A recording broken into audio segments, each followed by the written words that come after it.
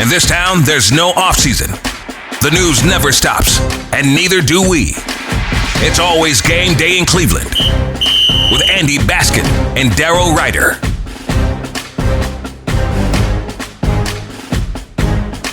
It is always game day in Cleveland. He's Daryl Ryder. I'm Andy Baskin. We appreciate you joining us on the Odyssey app and, of course, watching us on YouTube. It is a special post-game edition where the Browns have lost to the Kansas City Chiefs 21-7. We are brought to you by Smiley One and Bryant, Northeast Ohio's premier heating and cooling solution. And we are the smartest ones in the stadium because we are not outside. And it was nasty. It was ugly. And the play on the field for the Browns reflected that with 6 turnovers in this loss. Yeah, not going to win any games when you're doing that, Andy. And also some bad news off the field, which I think we probably should start with. Nick Chubb, after all that work to come back from that horrific knee injury that he suffered in week 2 at Pittsburgh last year, his season ends prematurely. He suffered a broken foot. He left Huntington Bank Field on crutches. So that was a very difficult scene to see. Obviously, all of his teammates with nothing but, praise and admiration for him and respect. Just real tough to see that.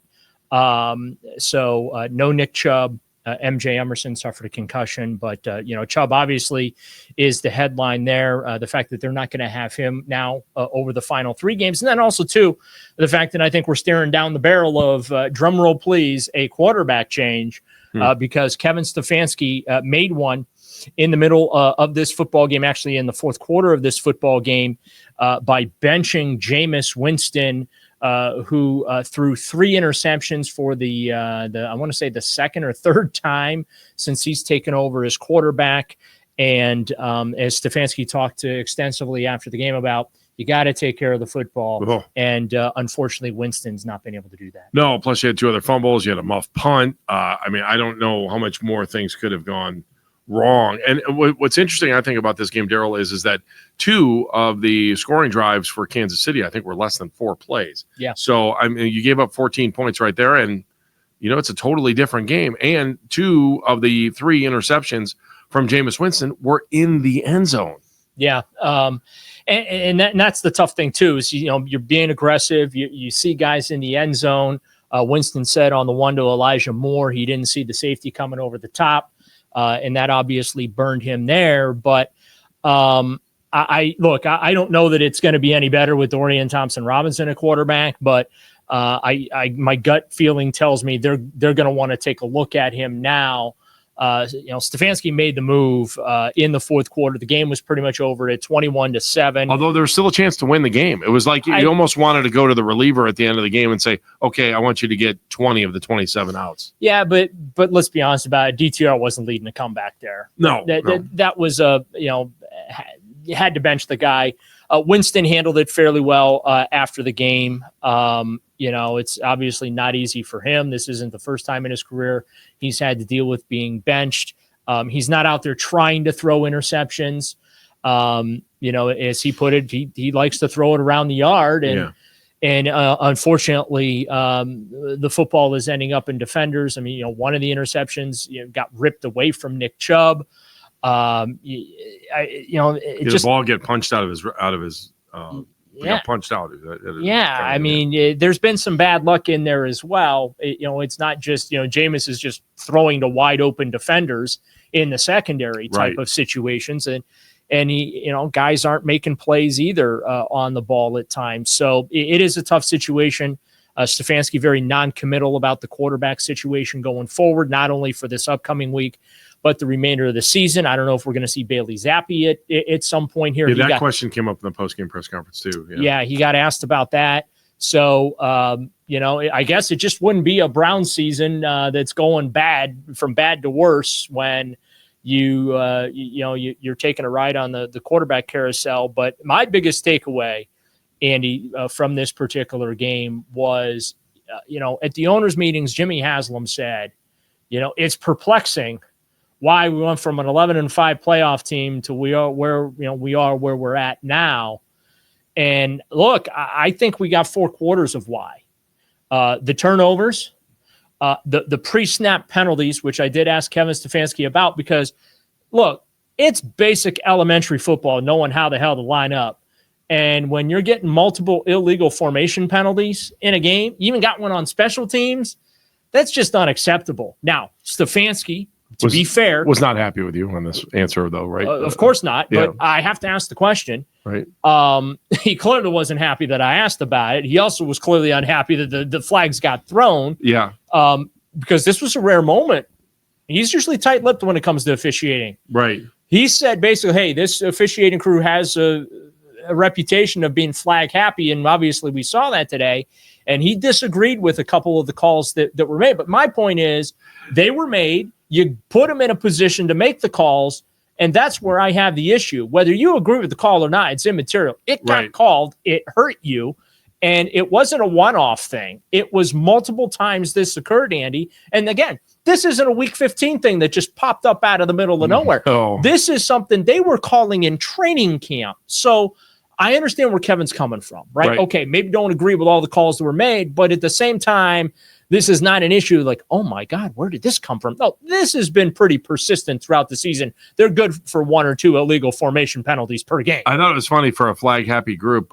There was a play at the end of the game when DTR was in. I think it was Jerry Jeudy, got absolutely mugged going up in the air where the defender actually had his wrist in front of his face on his helmet.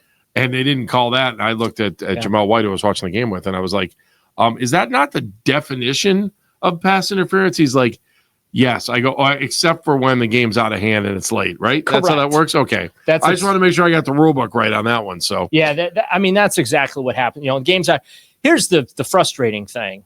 Well, there's many frustrating things, but when you talk about no calls, right? The fact that Myles Garrett got poked in the eye or scraped in the eye, and there was no call made for illegal hands to the face. Like that was pretty blatant and pretty obvious, and the officials missed it. It was plain as day. The left guard of the Chiefs, it was Tooney, had the hand all over the face mask and got in there. He apologized. I mean, you could see he felt bad. He felt bad. He said followed him off the field, and followed him off the field, tried to apologize to him or whatnot. But that is something that continues to stand out. The attention that Myles Garrett gets, the amount of holding penalties he does not get, the fact that they never throw flags, he's manhandled every game. And I get it. You have to manhandle him unless, to prevent him from racking up the sacks. But at the same time, see the Browns get called for holding penalties and things like that. It's not officiated the same. Well, I still think the interesting part about Myles Garrett getting hurt is that if it's not raining today, he probably has a shield on, and that doesn't happen. Yeah, that's one thing I noticed was he was not wearing the protective visor that we typically see. And the reason for that, as you mentioned, it's raining, so he can't see through the damn thing. It's got to be brutal. Right. The visors don't come with windshield wipers. No. So, but you're right. If he's wearing that visor, that doesn't happen. The hand can't get in that face mask the way it did. So, but it appears that Myles is okay. But he came back in the game. Yeah, not only did he come back in the game, looking at him after the game, I didn't see any swelling around the eye. It did look a little off, though. His eye looked a little off. Yeah.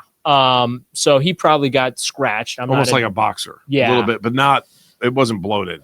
Right. So, it doesn't look like he's going to miss time because of that. But it is one of those unfortunate things where he could have been seriously injured, and they didn't throw a flag on that. True. Yeah, that's a good point, too. If that was a quarterback, it probably would have been an ejection, right?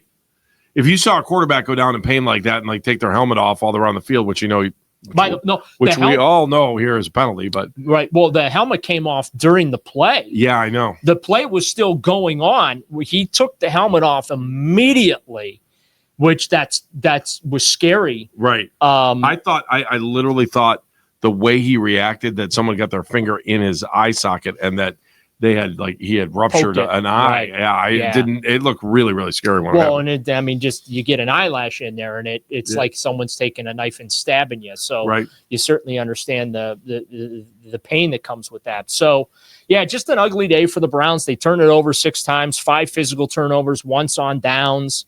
You can't win like that. This has been something. Look, they turned the ball over a lot last year. If my memory serves it correctly, they were among the league leaders in turnovers last year. Yeah, here's the hard part about today Kansas City wasn't even averaging a turnover a game. Well, here's the hard part about today. Kansas City wasn't playing that great. The Browns defense played fairly well. Like, we can't sit here and say that the Browns defense no-showed. They did. Like, they played really, really well today. It's a 7-7 game. Let's be honest. Right.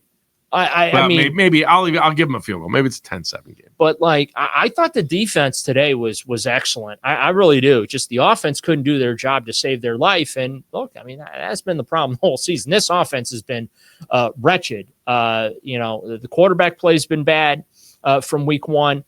Basically, all the problems I tried to warn folks about in training camp, they have persisted throughout this season. But yeah, I'm sorry, Jimmy Haslam, with all due respect, it's plain as damn day why your team sucks. It is. And I don't think it's fixable right now. I don't think it's fixable in the offseason. I mean, because it starts with the quarterback, and there's no answer there. And I think that here's the real unfortunate thing about this. I think this takes the bring back Jameis Winston thing off the table, right? Yeah. One of the questions somebody said to me, he goes, well, now where do people stand on Jameis Winston? The other one is, where do people stand on DTR? I don't think it's fair to judge DTR when he got thrown into another. Like, that kid has had the worst situations in the world thrown at him to have a chance to be a guy that can play. I know there are going to be people like, I've seen him the next 3 games. I think that he's going to get to finish out the season. I think that's fair. I mean, if you really want to see what he's about, let's see what he can do. Yeah, Joe Bitonio mentioned in the locker room after the game that he has talked to Kevin Stefanski about DTR. And said that he handles himself pretty well in the huddle. He's very commanding, knows the plays, how to call them and things like that. Basically the mechanics of the job, so to speak, when it comes to that aspect of it. But yeah, my gut tells me that we're going to see Dorian Thompson-Robinson, if healthy. I want to couch that with if healthy. I think we're going to see DTR start these final 3 games, even though Kevin Stefanski is very non-committal about that. Cincinnati, Miami, and then Baltimore. And the Baltimore game might be meaningful for Baltimore. Cincinnati, they won, but they won today. But I mean, so I don't know what that means for them. I think they're still mathematically on the bubble. Yeah. By their but I don't know winning, what other teams did for the rest of the day, because there's still games going. The playoff picture is fairly crisp in the AFC right now as far as the teams that are that, you know what I mean? Like, I know the Bengals are mathematically alive, but the odds of them making the playoffs aren't all that great. Especially with Baltimore ahead of them too. I don't see it, but we'll still play next week, and there's got to be some pride there for the Browns, who probably should have beat Cincinnati when they were here. Now it's going to be a much different looking team. Well, and that was the mood in the locker room. Like, it's about, hey, everyone has to continue to show up. This is our job. We're auditioning for jobs next year. We have to show. Juan Thornhill talked about, hey, we as a defense can show the folks up in the front office that maybe we're a piece away, or that, hey, we're still playing together. You don't need to. You don't need to do a massive overhaul in that portion of the roster. You can run it back, so to speak, and next year being maybe third year in a system or something like that, where guys can be able to continue to grow. But when you look at that side of the ball, and we saw it again today, there were opportunities to create some turnovers, and this defense, they can't catch footballs. I don't know if they can catch colds. I know they can't catch footballs. And in their defense, if they could, they would be wide receivers or tight ends. But they just, it's unfortunate. They've had opportunities to create turnovers on that side of the ball, and they just have not been able to haul the pigskin in. All right, we'll be back midweek. He's Daryl Ryder. I'm Andy Baskin for Evan O'Brien, our outstanding producer. Thank you very much, Evan. It is always game day in Cleveland. The Browns lose to the Kansas City Chiefs 21-7.